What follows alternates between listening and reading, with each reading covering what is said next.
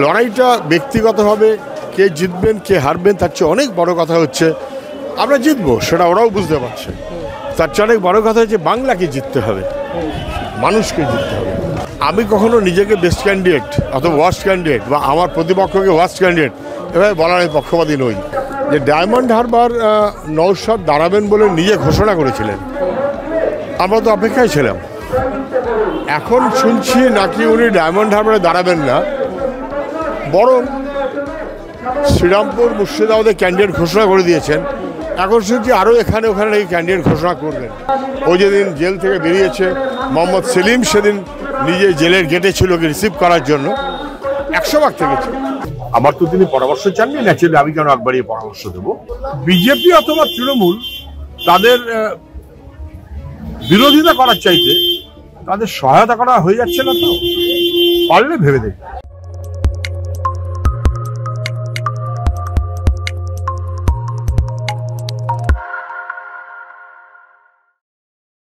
দাদা, পায়ে প্রায় প্রচারে দমদমে এখন এই মুহূর্তে কি বুঝছেন? রেসপন্স কেমন? মানুষের স্বতঃস্ফূর্ত সারা চারিদিক থেকে আপনাকে দেখে? মানুষ তো খুবই সদর্থক বলে আমি মনে করি। যেখানেই যাচ্ছি মানুষের স্বতঃস্ফূর্ত সারা। মানুষ বুঝতে পারছেন কোথাও একটা আমাদের রাজ্যটা খুব বিপর্যস্ত হচ্ছে, আমাদের যুবক ছেলেমেয়েরা তারা খুব অসুবিধার মধ্যে পড়ছে। মানে এর অবসান মানুষ চান, মানুষ ভরসা পেতে চান, আমরাও মানুষের ভরসায় চলতে চাই। সেই মনোভাব থেকে আমরা সবার শুভেচ্ছা চাইছি, মানুষও সেই শুভেচ্ছার মনোভাবেই চলছেন। আসলে যে আর নিজের পরিবারের দিকে তাকালেও বুঝতে পারছেন তো কম বয়সের ছেলে মেয়েদের চেহারা কি, লেখাপড়া করছে, সব কিছু করছে, তারপর কাজের কোনো সুযোগ নেই, খুব বিপদের মধ্যে পড়তে হচ্ছে আমাদের ছেলে মেয়েদের। এর অবসান হতেই হবে। লড়াইটা ব্যক্তিগতভাবে কে জিতবেন কে হারবেন তার চেয়ে অনেক বড় কথা হচ্ছে আমরা জিতবো, সেটা ওরাও বুঝতে পারছে। তার চেয়ে অনেক বড় কথা হচ্ছে বাংলাকে জিততে হবে, মানুষকে জিততে হবে। মানুষের ভবিষ্যতের জিতের লড়াই এটা, সেই হিসেবেই আমরা দেখতে চাই। আপনাকে ক্যান্ডিডেট করার পর নিচু তলার কর্মীদের আমার কাছে অনেক মেসেজ আসছে, তারা ভীষণ মাত্রায় উজ্জীবিত হয়ে গেছেন, বলছে দমদমের অন্যতম বেস্ট ক্যান্ডিডেট আপনি। আমি বেস্ট ক্যান্ডিডেট বলে আমি নিজেকে বলতে যাব কেন? সেটা মানুষ বলবেন। মানুষ যখন ঠিক চলো চলো এদিকে যাবে, চলো আবার চলো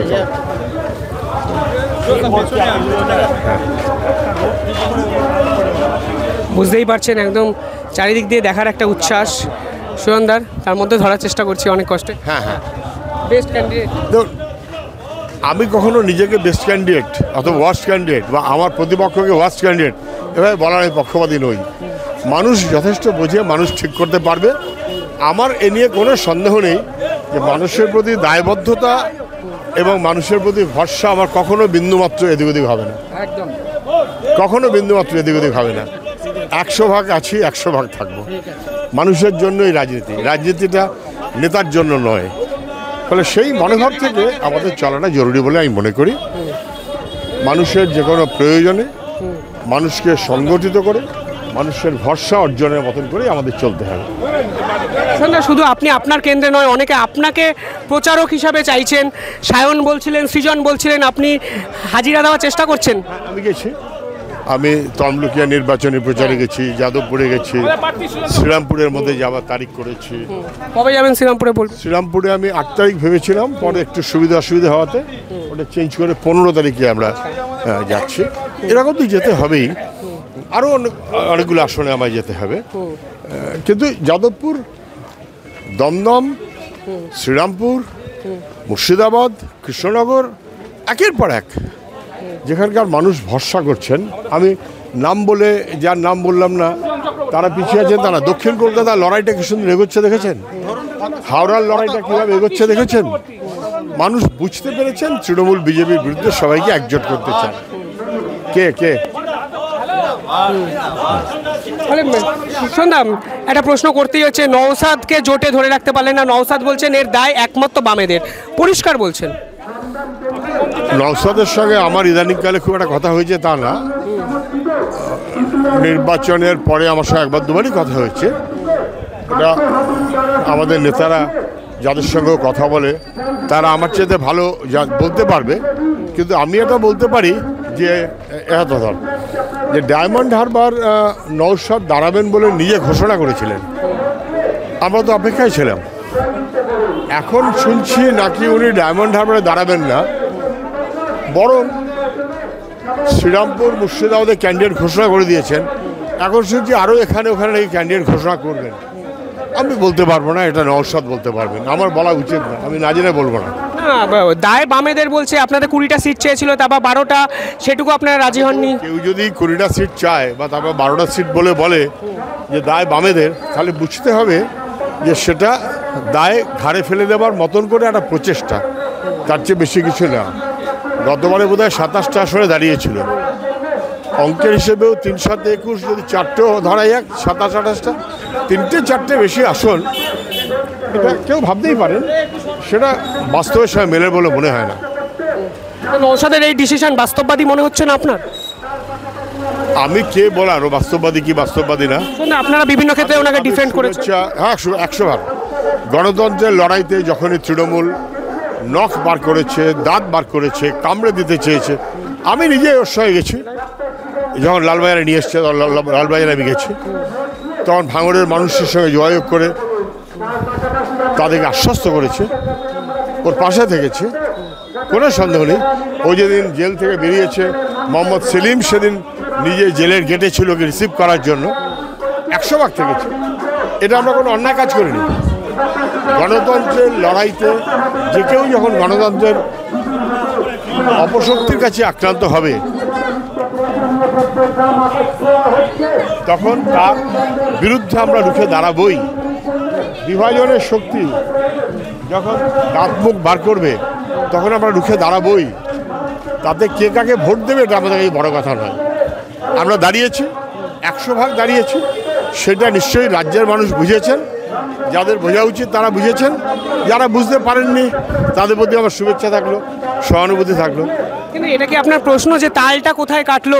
নওশাদ বলেছেন, আমি বলে দিই সুজনদা, বলেছেন সেলিমের বিরুদ্ধে প্রার্থী ওনারা উইথড্র করতে রাজি ছিলেন, সৃজনের বিরুদ্ধে প্রার্থী দিতেনই না, কিন্তু কমতে কমতে শ্রীরামপুরে এসে দাঁড়িয়েছে। মানে আলটিমেটলি তো পরে তো 8টাই আর দেওয়ার মতো না জায়গায় চলে গেল ওরা। আমি বলতে পারবো না, আমি প্রক্রিয়া আলোচনার মধ্যে তো ছিলাম না, ফলে আমার অত জানা নেই। ওরা 7টা বলেছেন, 4টে বলেছেন, 8টা বলেছেন, কিন্তু মানুষ বোঝে যে 2, 3টে, এক বেশ 4টে, এর চাইতে বেশি দাবি করলে লোকে বলবে এই দাবিটা যুক্তিসঙ্গত নয়।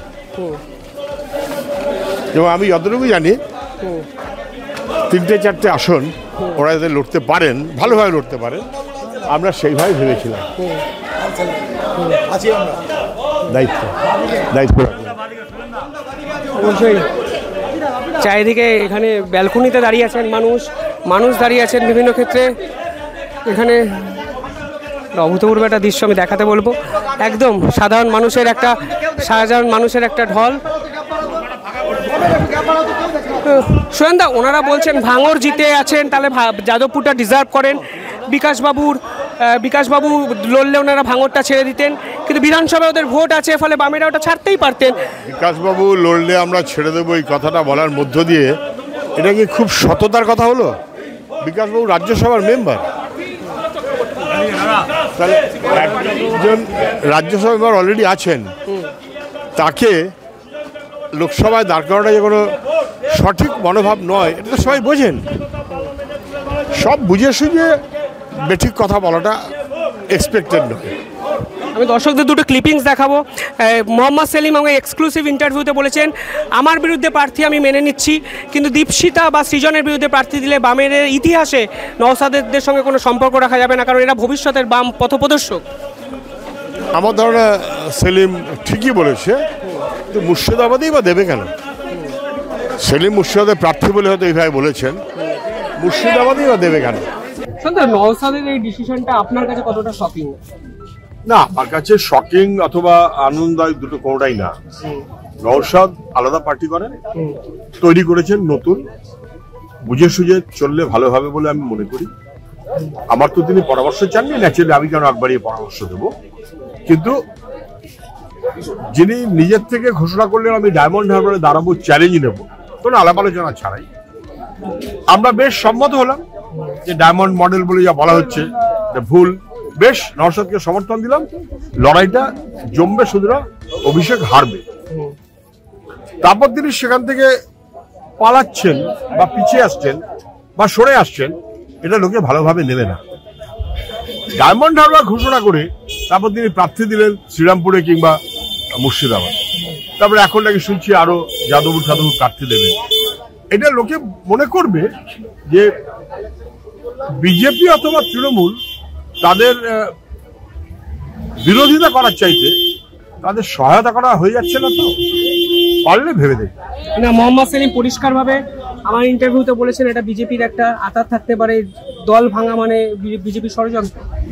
আমি মোহাম্মদ সেলিম হচ্ছে নিশ্চয়ই বেশি জানেন, আমি অতটা বলিনি এখনো। মোহাম্মদ সেলিম যেটা বলেছেন সেটা ঠিক বলেছেন, ওনার কাছে খবর তো আমার কাছে বেশি থাকবে। কিন্তু আমি তো সেই কারণেই বললাম এটা ভেবে দেখা উচিত। এখনো আমি বলবো অ্যাপিল যে ভেবে দেখুন ভাই, পশ্চিমবাংলায় বিজেপি আর তৃণমূলের বিরুদ্ধে সবাইকে একজোট করাটা যখন সময়ের ডাক, তখন বিজেপি তৃণমূলের বিরুদ্ধে বামেদের সঙ্গে ছেড়ে দিলাম আমি চলবো আমার মতন, কারণ আমার 8টা-10টা আসন লাগবে, আমি ডায়মন্ড হারবারে দাঁড়াবো বলে চ্যালেঞ্জ নিয়েছিলাম, এবার ডায়মন্ড থেকে সরে আসবো, অন্য জায়গায় দাঁড়াবো, এটা লোকে বুঝবে যে এটা আসলে বিজেপি অথবা তৃণমূলের পারপাসকে সার্ভ করে ফেলছে। এটা নওশাদ সিদ্দিকী সম্পর্কে হোক, এটা আমি চাইব না, যদি হয় তিনি করবেন, আমি করবো। ভাঙড়ে ওদের ভোট আছে বলছে, যাদবপুর লোকসভার মধ্যে ভাঙড়টা পড়ছে, যাদবপুরে ওরা ক্যান্ডিডেট ডিজার্ভিং ক্যান্ডিডেট। এটা যেন বুঝে রাখে যে যাদবপুরে না, মানে ভাঙড়ে যে ভোটে দাঁড়িয়েছিল সংযুক্ত মোর্চা, বামপন্থীদের পূর্ণ শক্তি নিয়ে। এবং এটাও যেন মনে রাখে যে 2011 সালেও ওই ভাঙড়ে বাদল জমাদার এমএলএ ছিলেন সিপিএম এর, ওটা তৃণমূলের জায়গা নয়, বামপন্থীদের জায়গা। নানান কারণে তৃণমূল পুলিশ লাগিয়ে নানান অসভ্যতা করছিল, সেটা নিশ্চয়ই গতি পেয়েছে যখন আমরা সবাই একসাথে চলেছি। তবে বামপন্থীদের সমর্থন বাদ দিয়ে নওশাদ সিদ্দিকী নিজে কি বলেন, ভোটে জেতার পর উনি কি বলেছিলেন জেনে দেখবেন, যে আমার চাইতে বেশি দায়িত্ব পালন করেছে বাম কর্মীরা, সিপিএম কর্মীরা। আমি সেটা মনে করিয়ে দিচ্ছি, তার চেয়ে বেশি কিছু বলবো না। আদারওয়াইজ যাদবপুর, উনি নিজেও তো ঘনিষ্ঠ মহলে বলেছিলেন যে যাদবপুরে আমাদের প্রার্থী দেওয়াটা সমীচীন হবে না। আমি যতটুকু শুনেছিলাম, আমার সঙ্গে একদিন যা কথা হয়েছিল তাই আমি বুঝেছিলাম। আমি যতটুকু বুঝেছি, সৃজন কম বয়সী ছেলে, নওশাদের সঙ্গে পরিচয় আছে, প্রার্থী হিসেবে সে বলেছিল যেখানে আমাদের সাহায্য করবে। সবাইকেই যেমন বলে, স্বাভাবিক কারণেই বলেছে, এর মধ্যে কোনো অপরাধ কিছু নেই। এবং আমি বলেছিলাম যে যাদবপুর আমরা জিতছি, সৃজন জিতবে। সৃজন জিতবে শোনার পর বামেদের সঙ্গে সম্পর্ক নিয়ে এই প্রার্থী দিচ্ছি, এটা বিজেপিকে উৎসাহিত করবে, তৃণমূলকে উৎসাহিত করবে। এটা হওয়া উচিত না। আমার আবেদন তাই থাকবে, উনি কি করেছেন আমি জানি না। সাংবাদিক সম্মেলন আগে ডায়মন্ড হারবারের যে প্রার্থী ছিল তার নাম কাটা হয়েছিল আপনাদের তরফ থেকে, নওশাদের জন্য ছাড়া হয়েছিল, পাশাপাশি বসিরহাটও আপনারা ছাড়তে চেয়েছিলেন, কিন্তু আজকে নওশাদ বলেছে জোট ভাঙার দায় একমাত্র বামেদের। আমরা ডায়মন্ড হারবারে প্রার্থী স্থির করেছি অনেক আগেই, যখন বুঝছিলাম যে উনি দাঁড়াবেন কি দাঁড়াবেন না হেজিটেট করছেন। উনি দাঁড়ালে ছেড়ে দিলাম, না দাঁড়ালে আমাদের প্রার্থী ঠিক করে রাখতে হবে। আপনারা জানেন আমরা তারপরে সেটা অ্যানাউন্স করিনি। আচ্ছা, উনি দাঁড়াবেন না স্পষ্ট তো করেননি, আর একটু দেখা যাক, অথবা একই রকম ভাবে বসিরহাট কিংবা আরো কোনো আসন, আমি আর সে আসনগুলো এখন বলছি না, যেহেতু উনি বলেছেন জোট হচ্ছে না, ফলে আমি আসনগুলো বলছি না। এমন 4টে আসন ওদের জন্য বেছে রাখা ছিল, ওদের সঙ্গে আলাপ আলোচনার পরিপ্রেক্ষিতেই অনেকাংশ। যেটা ভালো হতো আইএসএফ এর পক্ষেও বটে, খারাপ হতো বিজেপি তৃণমূলের পক্ষে। উনি সেই অপশনটা পছন্দ হয়তো করলেন না, বা অন্য কোনো চাপ ওনার উপর আছে, আমি বলতে পারবো। তিনি বলেছেন কংগ্রেস তো আগেই ভিলেন হয়ে গেছে, মানে কংগ্রেসের দিকেও একটা দায় উনি ঠেলেছেন পুরো এই জোট পরবর্তী। কংগ্রেসের সঙ্গে ওদের একটা বোঝাপড়ার অভাব প্রথম থেকেই আছে, সেই কারণে আমরা কংগ্রেসের সঙ্গে বন্দোবস্ত করেছি, আমরা আইএসএফ এর সঙ্গে বন্দোবস্ত করেছি। তো নতুন কোনো কথা না, 21 সালে ভোটেও তো তাই ছিল। এটা হঠাৎ এখন মনে পড়ছে কেন? এখন মনে পড়াটা লক্ষণ হিসেবে ভালো লক্ষণ বলে আমি মনে করছি না।